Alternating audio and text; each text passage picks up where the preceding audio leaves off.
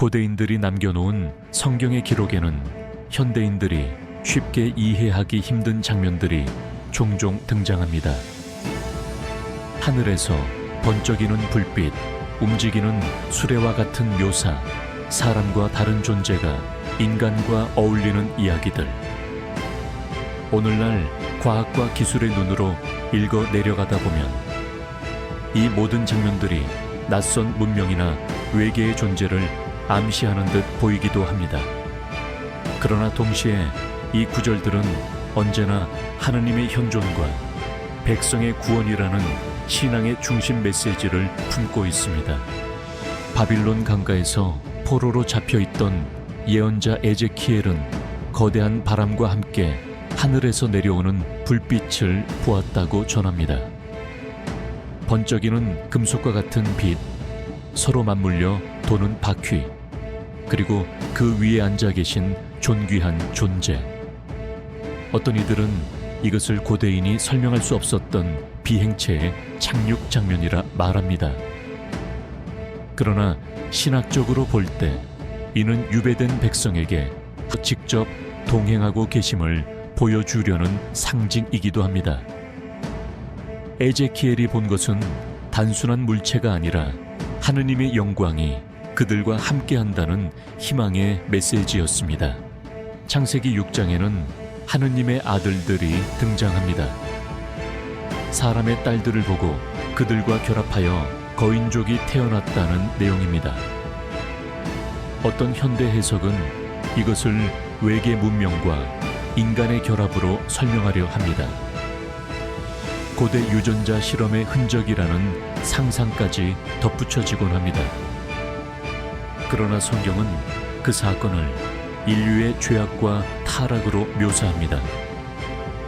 하느님을 떠나 세속적 쾌락과 권력에 몰두한 인간의 모습을 상징하는 본문으로 읽어야 합니다. 신비로운 종족의 이야기는 단순한 호기심이 아니라 하느님 질서를 벗어난 인간의 비극을 드러내는 거울인 것입니다.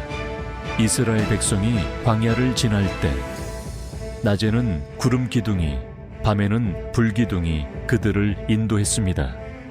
오늘날의 시선으로 보면 이는 마치 항로를 안내하는 거대한 신호등 혹은 하늘에서 내려온 비행체의 조종 장치처럼 보일 수도 있습니다. 하지만 유대인들에게 그것은 눈에 보이는 하느님의 동행이었습니다. 끝없는 사막과 어둠 속에서 백성들은 하느님께서 친히 길을 밝혀주신다는 사실 안에서 위로를 받았습니다. 베고 누운 야곱은 꿈속에서 하늘에 닿은 사다리를 보았습니다. 그 위로 천사들이 오르락 내리락하며 하늘과 땅을 잇고 있었습니다. 현대적 상상력은 이를 우주와 지구를 연결하는 거대한 통로로 읽어내기도 합니다. 그러나 신앙의 눈으로 보자면 그 사다리는 하느님께서 야곱과 맺으신 언약의 표시였습니다. 도망자의 불안한 마음 속에 하늘과 땅이 결코 분리되지 않았다는 확신을 심어주신 사건이었습니다. 예언자 엘리야가 하늘로 들려 올려질 때 불수레와 불말이 나타나 그를 싣고 올라갔다고 성경은 전합니다. 외계의 비행체가 하늘로 사람을 데려간 장면처럼 해석하는 이들도 있습니다. 그러나 신앙적 전통에서는 하느님께서 충실한 예언자를 품어가신 사건으로 이해합니다. 불수레는 단순한 탈 것이 아니라 하느님의 불타는 사랑과 능력을 상징합니다. 묵시록에서는 하늘이 열리고 번개와 우레 그리고 커다란 소리가 흘러나오는 장면이 그려집니다. 이것을 현대 기술과 연결하면 통신기기나 거대한 우주선의 모습으로도 그려낼 수 있습니다. 하지만 당시 박해받던 교회 공동체에게 이 이미지는 하느님의 보좌와 심판 그리고 종말의 희망을 드러내는 계시였습니다. 두려움 속에서 신자들이 붙잡을 수 있었던 힘은 외계 문명이 아니라 하느님의 절대적 승리였던 것입니다. 이렇듯 성경의 장면들은 때로는 과학적 상상력을 자극하고 때로는 신앙의 깊이를 더해줍니다. 외계 문명의 흔적처럼 읽히는 본문이 있을 때 인간은 본능적으로 혹시라는 호기심을 품습니다. 그러나 동시에 교회는 그 본문들을 통해 하느님께서 언제나 인간과 함께 하신다는 메시지를 전해왔습니다. 과학과 상상력이 제공하는 해석은 흥미롭지만 신앙의 본질을 대체하지는 못합니다.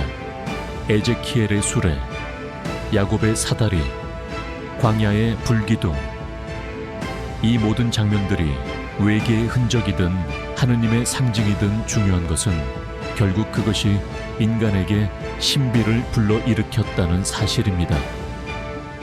그리고 그 신비의 끝에서 성경은 언제나 한 가지를 말합니다. 세상의 기원과 미래, 그리고 인간의 운명은 모두 하느님의 손안에 있다는 것입니다. 외계인과 UFO라는 상상이 우리를 끌어당길지라도 그 상상은 오히려 창조주 하느님에 대한 갈망을 더 깊이 드러내는 길이 될 수 있습니다. 고대인들이 남겨놓은 거대한 유적들은 오늘날에도 수많은 의문을 던집니다. 이집트의 피라미드는 어떻게 수십만 개의 거대한 돌을 정밀하게 쌓아 올릴 수 있었을까요? 마야와 아즈텍 문명의 신전들은 왜 별자리와 정교하게 일치하도록 지어졌을까요? 영국의 스톤헨지, 남미의 나스카 평원에 새겨진 거대한 선들은 누구를 향한 신호였을까요? 일부 학자들은 이것을 고대인의 지혜로 설명하지만 또 다른 사람들은 외계 문명이 개입했을 가능성을 제기합니다.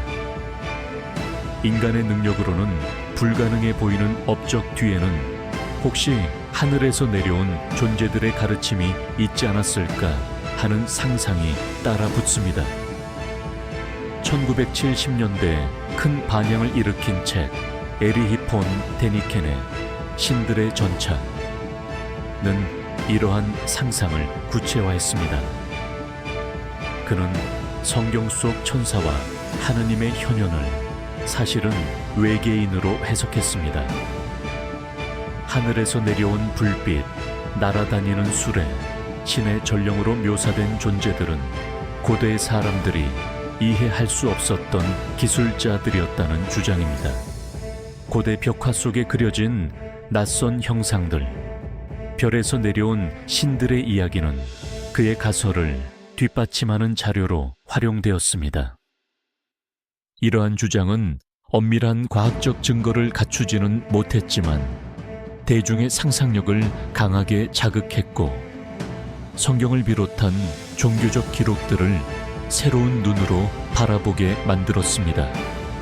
오늘날 과학은 실제로 외계 생명을 찾기 위해 다양한 시도를 하고 있습니다. 나사는 태양계의 행성과 위성들을 탐사하며 생명이 존재할 수 있는 흔적을 찾습니다. 화성의 토양 속 물의 흔적, 목성의 위성 유로파의 얼음 밑바닥, 토성의 엔셀라두스에서 뿜어져 나오는 기체 분출은 모두 생명 가능성의 신호로 주목받습니다. 세티 프로젝트는 전파 망권경을 통해 외계 지적 생명체의 신호를 탐지하려 합니다. 매일같이 우주에서 쏟아져 들어오는 수많은 전파 속에서 혹시라도 다른 문명의 목소리를 찾으려는 시도가 이어집니다. 아직까지 뚜렷한 증거는 발견되지 않았지만 우주가 끝없이 넓다는 사실을 생각할 때 인류는 결코 혼자가 아닐 수도 있다는 가능성을 버리지 않습니다. 외계 문명이 있다면 그것은 과연 우리의 신앙을 위협하는 존재일까요? 신학적 전통은 그렇지 않다고 말합니다. 하느님은 우주의 창조주이시며 모르는 세계와 생명체도 모두 그분의 피조물입니다. 오히려 외계 생명의 발견은 창조의 신비를 더 크게 드러내는 사건일 수 있습니다. 다만 중요한 논의가 남습니다. 만약 다른 지적 생명체가 있다면 예수님의 구원 사건은 그들에게도 해당되는가 하는 문제입니다. 교회 안에서도 이 주제는 오래전부터 논의되어 왔고, 교황청 천문대 소속 과학자 신부들은 하느님의 자비는 인간을 넘어 우리가 알지 못하는 모든 생명에게 미친다고 답합니다. 대중문화는 이러한 질문을 영화와 소설로 풀어내 왔습니다. 인류가 외계 종족에 의해 창조되었다는 이야기를 그려냈습니다. 외계와의 교신을 통해 인간의 존재 이유를 묻습니다. 차원을 넘어선 존재의 개입을 통해 인간의 생존을 이야기합니다. 이 작품들은 모두 같은 메시지를 던집니다. 인류는 스스로의 힘을 넘어선 존재와의 만남을 갈망한다는 것입니다. 고대인들이 신들을 그렸던 방식과 현대인이 외계인을 그려내는 방식은 다르지만 그 안에는 같은 갈증이 있습니다. 미지의 존재가 우리를 이끌어줄 것이라는 소망 말입니다. 고대 문명과 성경의 구절, 현대 과학과 대중문화의 상상은 모두 한 지점으로 모입니다. 인간은 언제나 자신을 넘어서는 존재를 찾습니다. 피라미드와 별자리, 불기둥과 불수레, 전파망원경과 우주 탐사선은 모두 그 길 위에 놓여 있는 표지판입니다. 그러나 성경은 우리에게 그 길의 종착지를 알려줍니다. 우리가 찾는 초월적 존재는 외계 문명이 아니라 모든 존재의 근원이신 하느님이라는 사실입니다. 외계 생명체가 있든 없든 신비를 향한 우리의 갈망은 결국 창조주를 향해 열려 있습니다. 고대 기록 속 신비로운 장면들은 오늘날에도 여전히 논란의 중심에 있습니다. 에제키엘이 본 불바퀴, 야곱이 꾼 사다리의 꿈, 엘리야가 올라탄 불수레, 그리고 묵시록에 등장하는 환상. 어떤 이들은 이 모든 것을 외계인의 개입으로 설명하려 합니다. 그들의 해석은 흥미롭고 때로는 매혹적입니다. 그러나 성경은 단순한 호기심의 기록이 아니라 하느님의 말씀으로 전해졌다는 점에서 우리는 더욱 깊이 있는 해석을 요구받습니다. 수메르 신화에는 하늘에서 내려온 신들이 인간에게 문명을 가르쳐 주었다는 이야기가 있습니다. 마야 문명에는 별에서 내려온 존재가 지혜를 주었다는 전승이 남아 있습니다. 이러한 이야기들은 데니켄과 같은 학자들에게는 외계 문명의 증거로 제시됩니다. 그러나 성경은 비슷한 서술을 전하면서도 그 의미를 하느님께로 귀속시킵니다. 성경 속 하늘에서 내려온 존재들은 단순한 외계 방문객이 아니라 하느님의 계획과 구원 역사 속에 자리 잡고 있습니다. 세티 프로젝트는 수십 년간 하늘을 향해 전파를 보냈지만 아직 외계 문명에 명확한 응답을 찾지 못했습니다. 나사의 탐사선들은 행성과 위성을 돌며 생명체의 흔적을 찾고 있지만 확실한 증거는 발견되지 않았습니다. 과학은 가능성을 열어두지만 아직까지 결론을 내리지 못했습니다. 여기서 우리는 중요한 사실을 다시 확인합니다. 우주가 아무리 크고 광대하다 해도 인간이 확실히 알고 경험하는 존재는 오직 하느님뿐이라는 점입니다. 교황청 천문대는 외계 생명체의 존재 가능성을 부정하지 않습니다. 우주의 광대함을 고려할 때 우리가 알지 못하는 생명체가 있을 수 있다. 그러나 그들 또한 하느님의 피조물이다 라는 입장을 밝혀왔습니다. 다시 말해 외계인이 있든 없든 신앙의 본질은 변하지 않는다는 것입니다. 창세주 하느님은 모든 생명의 근원이며 우리가 만나는 어떤 존재라도 그분의 계획 안에 있는 존재입니다. 지금까지 TV 성서여정 외계인이 있다고 해도 그것 또한 하느님의 피조물이다. 우리 신앙의 본질은 변하지 않는다란 특강편이었습니다. 다음 편에는 탈출기 7편 35장에서 40장 성막 건립과 주님의 영광편이 계속되겠습니다.